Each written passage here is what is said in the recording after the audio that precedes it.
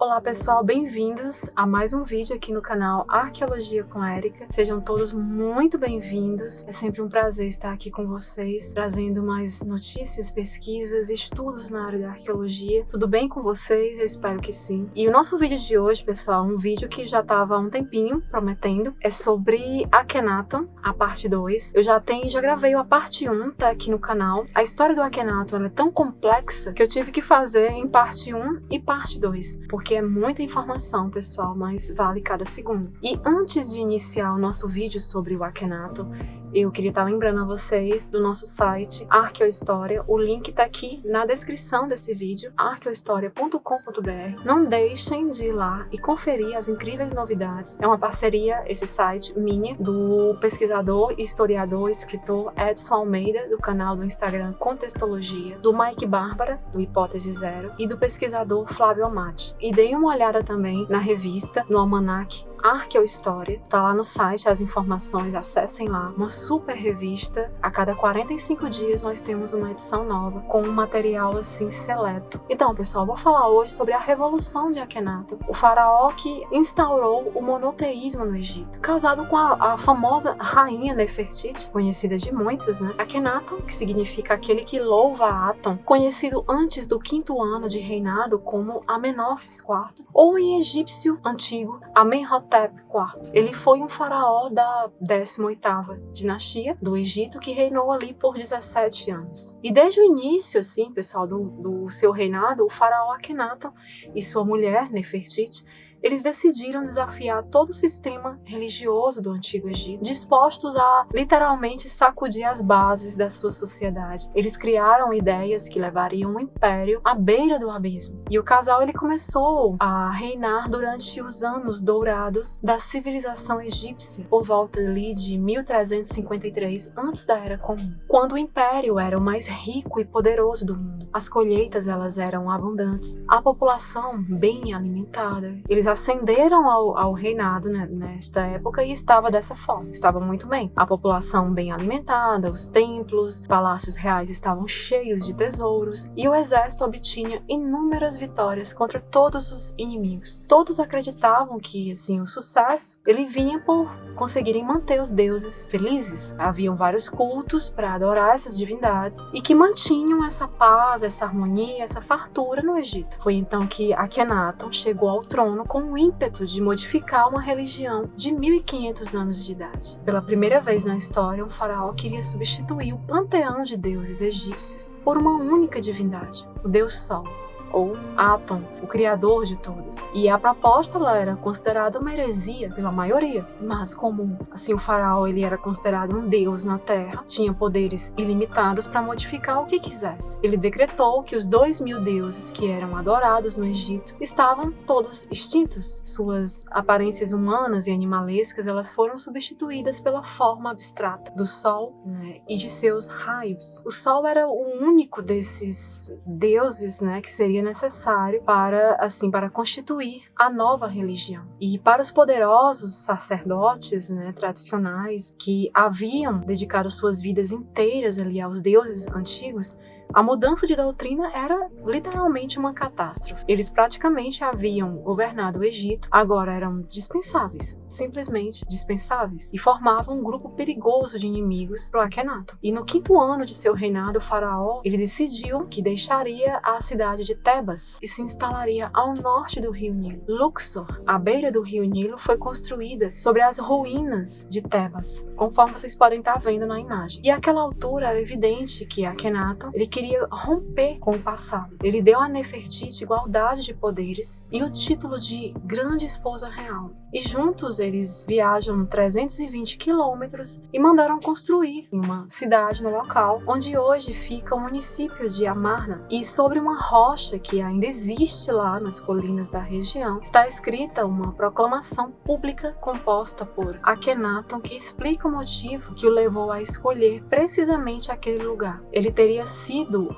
comandado pelo próprio Deus, no caso o Sol, o mandava edificar exatamente aquele local. E a comunicação teria sido feita por meio de um sinal. A região ela é cercada de colinas. Em certas épocas do ano, o Sol se põe entre elas, criando a forma do hieróglifo do horizonte, de uma forma perfeita. E Akhenaton ele interpretou isso como um sinal de Aton para ele, que ali realmente deveria ser o local da nova cidade. Milhares de pessoas de Tebas elas foram trazidas para reconstruir, decorar e administrar a nova capital, que chegou a ter uma população ali mais ou menos de 50 mil pessoas. E a cidade, pessoal, tinha poços, árvores e jardins florescendo no meio do deserto. Casas, palácios, templos ao Deus único, eles foram criados em tempo recorde. E o local foi batizado de Akhetaton, ou seja, o horizonte de Aton. E se tornou o novo coração político e religioso do império. Não só a capital e a religião mudaram. Nesta imagem temos gravuras que retratam a vida íntima da família real e gravuras cheias de detalhes encontrados em Amarna, como Akhenaton e Nefertiti, abraçando as suas filhas. Até então, nenhuma família real egípcia havia sido retratada em demonstrações de carinho como estas que vocês estão vendo. E são obras espontâneas e cheias de vida, se comparadas assim com a arte egípcia anterior, que tende a ser mais estática e monumental. E as estátuas do faraó que ainda existem possuem as mesmas qualidades. A sua postura,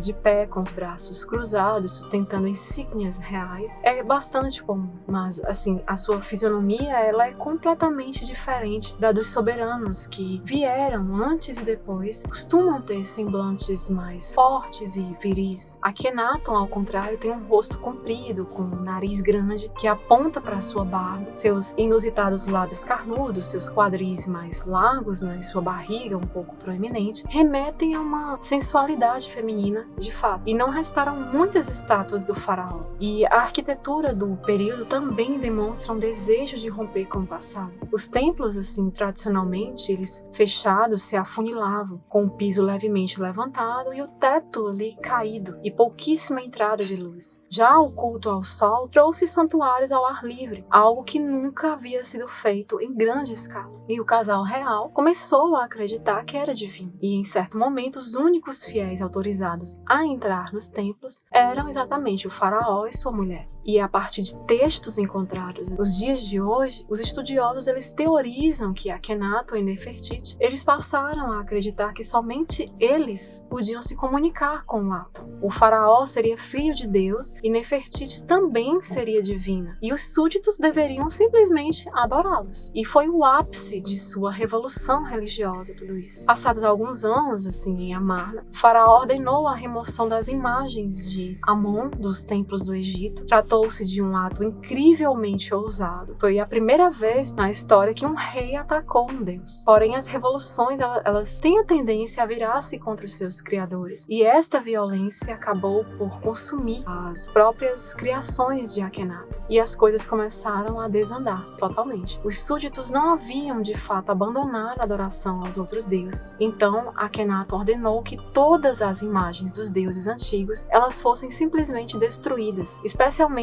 as do deus maior do panteão, Amon-Ra. E também mandou seus soldados assim apagarem a memória de todos os deuses em suas terras. No fim de seu reinado, sua revolução se enfraqueceu. Como ele se recusava a sair da nova cidade, era visto como fraco e o império como vulnerável a invasões. E infelizmente foi o que aconteceu. Tábuas de argila inscrita cuneiforme, por exemplo, conforme vocês estão vendo na imagem, encontradas em Amarna, elas mostram o estado em que se encontrava o império. Uma delas foi enviada pelo governante de um dos países vizinhos, protegidos pelo faraó, e ele pedia que o Egito enviasse tropas para ajudá-lo a manter os hititas, inimigos do império, sob controle. Ele fala assim: já pedi, mas não fui respondido. Não me enviaram a ajuda de que preciso. E se queixava o governante, né, pedindo apoio lá ao Akhenaton. Akhenaton nunca enviou tropas e o estado vizinho caiu nas mãos dos hititas. O exército ele estava tão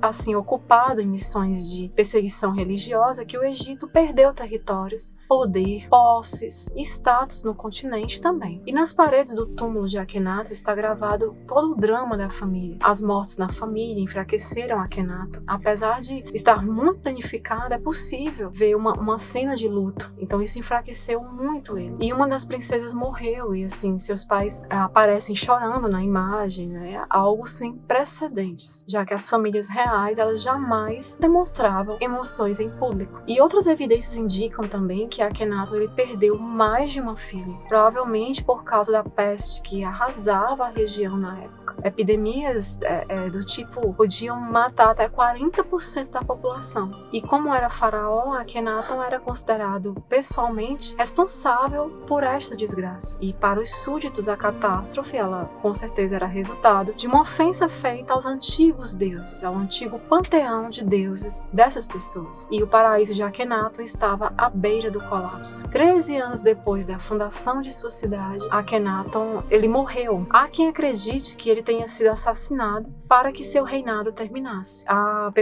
pesquisadores que falam que há uma possibilidade do Akhenaton ter sido assassinado pelos próprios sacerdotes que estavam insatisfeitos. E a cidade ela foi abandonada e mais tarde sistematicamente destruída e apagada dos registros. Então também foram esquecidos o culto a Aton e o próprio Akhenaton, que durante muito tempo só foi lembrado por ser, segundo indicam os registros, o pai do grande Tutankhamon, né, seu sucessor. E após a morte de Akhenaton, seu sucessor, Semenkhare, que seria o nome, possivelmente, que Nefertiti teria adotado após a morte de Akhenaton e subido ao poder, passando posteriormente a Tutankhamon. Então houve um período ali que Nefertiti manteve-se ali no poder após a morte do Akhenaton. E quando Nefertiti desaparece da história, passam a registrar esse novo personagem que governou o Egito por poucos anos. E para alguns historiadores ela foi assassinada também pelos sacerdotes que defendiam o politeísmo. E outros estudiosos afirmam que ela foi alvo da inveja, já que ao lado do marido ela acumulou muito poder, muita influência. O que será que houve de fato com Akhenaton? Ele foi assassinado mesmo? Muitos falam que ele simplesmente sumiu e de fato não se tem a prova de que ele realmente tenha sido assassinado. O que se sabe é que realmente os sacerdotes eles estavam extremamente descontentes e eram inimigos que ele tinha. A tumba dele, pessoal, ela foi localizada em Amarna, mas na época em que o sepulcro ele foi descoberto, ele estava totalmente vazio. O seu corpo não foi encontrado lá. Onde estaria a múmia do Akhenaton? Em verdade, assim, até alguns anos atrás, corpos comprovados de pessoas da realeza amarniana eram desconhecidos, exceto assim Tutankhamon e suas filhas. Contudo, existia certa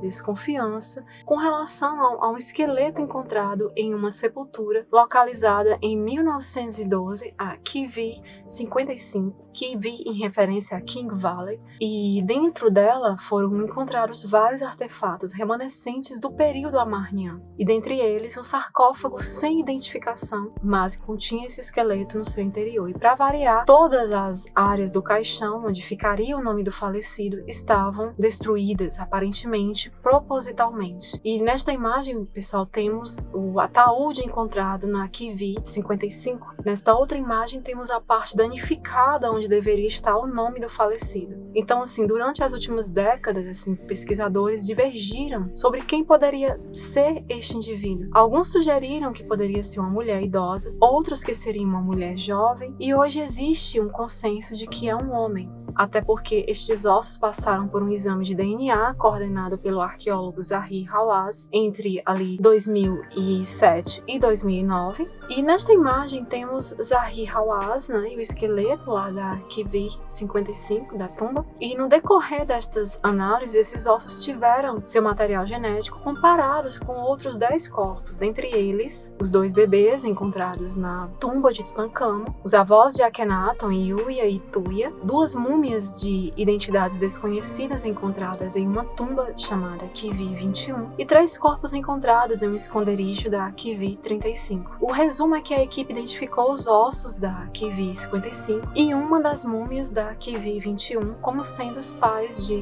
Tutankhamon. Mas como dito anteriormente, não sabemos a identidade de quem foi sepultado na Kivi 55. Então, assim, de certa forma fica uma suposição. Não há uma prova de fato se aquela múmia mostrada ali pelo Zahi Hawass seja o Akhenaton. Ele fez os comparativos, os testes de DNA lá com Tutankhamon e vários outros parentes. Não há uma identificação.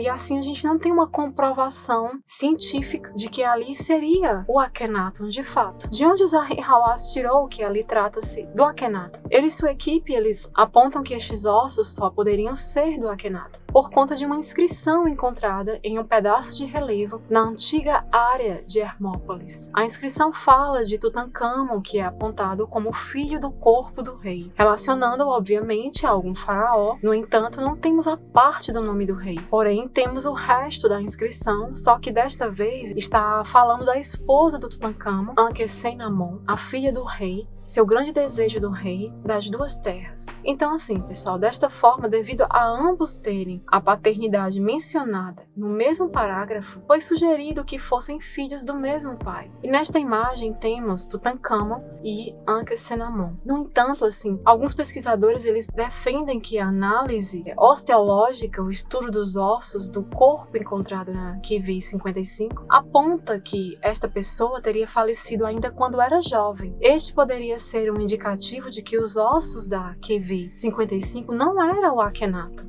Então, assim, mais uma evidência científica, uma prova de que não seria Akhenaton, mas um outro rei que governou antes de Tutankhamon. Ou seja, para alguns a dúvida ainda paira no ar. Inclusive para mim, que assim, não está claro tratar-se realmente da múmia de Akhenaton, que o Zahi Hawass divulgou tanto. São necessárias mais evidências para a gente ter essa comprovação. E nesta imagem, pessoal, temos uma comparação do perfil, do faraó Akhenaton e um crânio alongado, sugerindo que ele teria o crânio alongado. Será que seria um crânio alongado natural? A gente tem que ter cuidado com isso, A pessoa às vezes vê um crânio alongado e já atribui, por exemplo, a um alienígena, o que, me desculpem, mas eu vejo como desinformação, porque existem os crânios alongados naturalmente, aqueles que já nascem naturalmente. Há pesquisas sobre isso, evidências. Eles diferem anatomicamente daqueles crânios, os nossos crânios, Homo sapiens, que foram artificialmente alongados através daqueles procedimentos de colocar talas, procedimentos extremamente dolorosos para alongar aquele crânio. Fazia muito isso antigamente, alguns povos, por exemplo, não apenas no Egito, como no Peru também, em Paracas, as pessoas queriam ter o seu crânio naquele formato alongado. Elas viam pessoas de uma certa realeza portando aquele formato de crânio. Há diferenças anatômicas. Um crânio que nasce naturalmente alongado, ele tem uma quantidade de suturas sagitais cranianas menor, ele tem uma diferença com relação ao forame magno, a região de encaixe entre a parte final da nossa coluna, quando ela vai encaixar na parte inferior do nosso crânio. O nosso forame magno, ele está mais à frente no crânio. Quando ele já nasce alongado, ele já nasce com essa morfologia diferenciada, essa característica genética. O forame magno, ele fica localizado mais atrás, a parte final da coluna. E a parte inferior do crânio alongado naturalmente é mais atrás, Enquanto que no nosso, esse forame magno, ele está mais na frente. Então, há diferenças anatômicas. E, Érica, um crânio alongado naturalmente, ele seria alienígena? Não necessariamente, não há comprovação disso. Infelizmente, muitos desinformantes na internet, eles já divulgam como se fosse algo alienígena, algo de fora do planeta. Tem que ter uma cautela na hora de fazer essa avaliação. O que as evidências, as análises, os exames desses crânios mostram é que seriam uma outra espécie humana que viveu aqui no planeta e que de fato eram vistos como uma realeza. Para mim, são pessoas de uma humanidade anterior. Como eu costumo sempre citar em minha pesquisa, é essa teoria. A história do planeta, ela passa por ciclos, por cataclismos, e poderíamos sim ter tido uma outra humanidade com pessoas com características diferenciadas da nossa, outra espécie humana com um crânio com um volume bem maior que o nosso. Pode ver que seriam pessoas de uma outra humanidade daqui da Terra. Afirmar que seria de outro planeta, essas desinformações que acontecem, não há evidências disso. Pelo contrário, as evidências mostram que há muitas similaridades. As diferenças entre esses crânios e os nossos é o que eu falei. A quantidade de suturas, o volume bem maior da caixa craniana, a disposição do forame magno e também a parte da cavidade ocular. Então a gente tem que ter cuidado com essas desinformações que são passadas. Quem se baseia nas evidências não faz isso, não transmite esse tipo de informação. Então só saberíamos responder a esta pergunta através de uma análise anatômica minuciosa da múmia verdadeira do Akhenaton. Primeiro a gente teria que ter a múmia verdadeira, porque essa que o Zahi Hawass apresentou, com certeza tem evidências de que não é verdadeira, conforme citei para vocês. Então, quando tivermos a múmia verdadeira e ela passar por uma análise anatômica e a gente saber de fato se aquele crânio era alongado naturalmente, se ele era proveniente de alguma linhagem diferenciada ou se ele simplesmente era alongado, mas não era uma alongada natural, era um crânio de um Homo sapiens que passou por um processo de deformação artificial para ficar alongado. Então, tudo isso a gente tem que saber com relação à múmia da Nefertiti. Ela tinha um crânio alongado. A partir do momento que eu tenho uma múmia verdadeira e que eu faço uma análise anatômica, uma investigação de DNA, uma investigação genética, e aí sim eu vou poder provar alguma coisa. Então é mais um mistério no Egito. Como teria morrido Akhenaton? E onde estaria sua verdadeira múmia? Muitos canais também do YouTube divulgando muita desinformação, justamente atrás de atrair views, likes. Então a gente tem que ter cuidado com essas narrativas impostas, procurar pelas evidências, procurar pelos fatos, evidenciar. É completamente diferente de fantasiar. Muitos preferem ficar no campo da fantasia. Eu sou a favor de que se pesquise com seriedade, com verdade, ao contrário das desinformações, das fantasias que a gente vem vendo, inclusive na área da arqueologia, que é uma área que eu estudo. Eu sou estudante de pós-graduação de arqueologia, me preparando para o mestrado, e eu me preocupo com essas desinformações que são disseminadas. Tá ok, pessoal? Então, desculpa o vídeo longo, o vídeo acabou ficando longo, mas falar de Akhenaton, Nefertiti é sempre muito empolgante. Espero que tenham gostado. Compartilhem esse vídeo com mais pessoas para que esse conhecimento seja de fato disseminado. Não esqueçam de acompanhar lá o nosso site Arqueohistória e de estar verificando a nossa revista Almanac Arqueohistória. Até o nosso próximo vídeo. Tchau, tchau!